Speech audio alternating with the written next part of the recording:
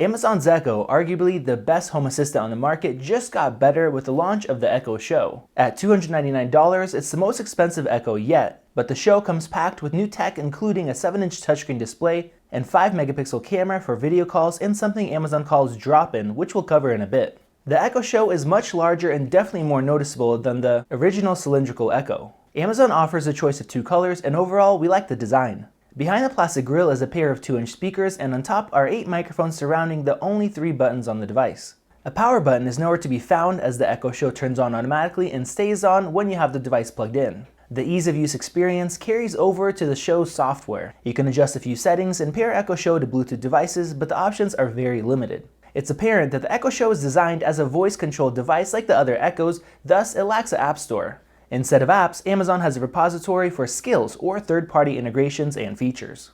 When the Echo Show was announced, we were curious to find out how Amazon was able to pack in all these new features but charge only $50 over the original cylindrical Echo. After 2 weeks of the show, the answer is quite easy. Most of the hardware is low-end. The display is less than 720p, camera quality isn't great, and the speakers, marketed as expansive, full range, and rich bass, are actually the weakest part of the device. The far-field microphones work great, and Alexa's voice gets very loud at the maximum settings. But when listening to music or watching videos, the output is noticeably quieter. It's about as loud as a 27-inch iMac with similar midtones, but the max, bass, and high frequencies are much more well-defined. So how much of a difference does having a screen make? Huge. I've owned an Echo Dot since launch, but it kinda just blended in with its surroundings and I didn't use it often. Conversely, the Show with its constant rotation of customizable information and suggested tips is constantly begging for interaction. Because of this, Show helped me more than double my Alexa vocabulary in just 2 weeks. If you love listening to music like us, Alexa will display auto-scrolling lyrics and album art. For cooks, the Echo Show can serve up recipes without worrying about dirtying up your mobile device.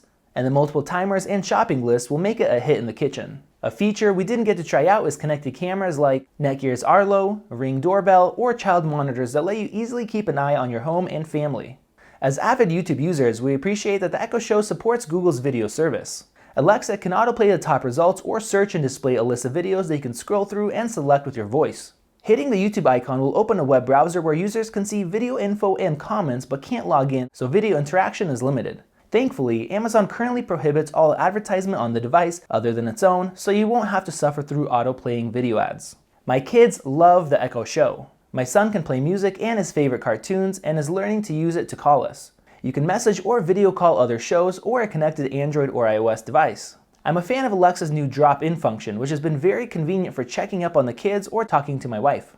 When you drop in, a loud and distinct tone is played on the receiving device, followed by 10 seconds of a frosted video feed to give those in the room time to react. This feature is disabled out of the box, so if you're worried about privacy, you can leave it off. The home assistant market is growing quickly with the likes of Google Home, Apple's upcoming HomePod, and a variety of devices running Alexa. There's only one other device with a display that runs Alexa called Nucleus, which launched a year ago. The device is almost identical to Amazon's Echo Show, but runs the voice-only version of Alexa, which really doesn't need a display. Amazon was actually a major investor in Nucleus through its Alexa fund when the company started a few years ago. But shortly after the launch of the show, Amazon dropped the Nucleus from its site. So we doubt that they will ever allow Nucleus to use the video-capable version of Alexa. Even though Amazon just recently added iCloud Calendar support to Alexa's skill set, Apple's software integration is still limited. The HomePod will be a better option for those heavily invested in Apple's ecosystem, though Apple's home speaker won't offer a screen.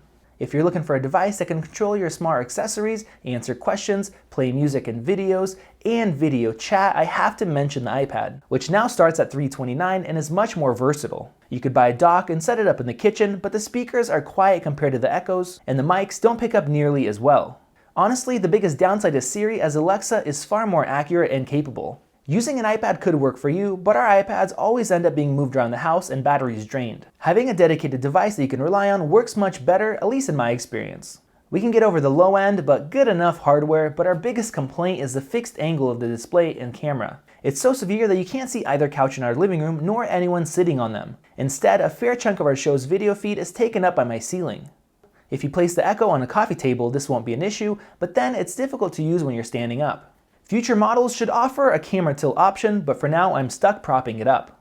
In the course of 2 weeks, Amazon's Echo Show showed off impressive voice recognition capabilities, a fast user interface, and fairly comprehensive feature set. Alexa puts Siri to shame and really underscores how Apple has been lagging behind in this space. The screen makes a big difference in the versatility of the Echo and is an absolute no-brainer for the extra $50. If you've been shopping around, we'd recommend the Echo Show over its competitors. If you enjoyed this video, like it and hit that subscribe button. Also, check out our price guide, which makes it extremely easy to find the best deals on Apple products, updated daily. Be sure to follow us on social media, and we'll see you in the next video.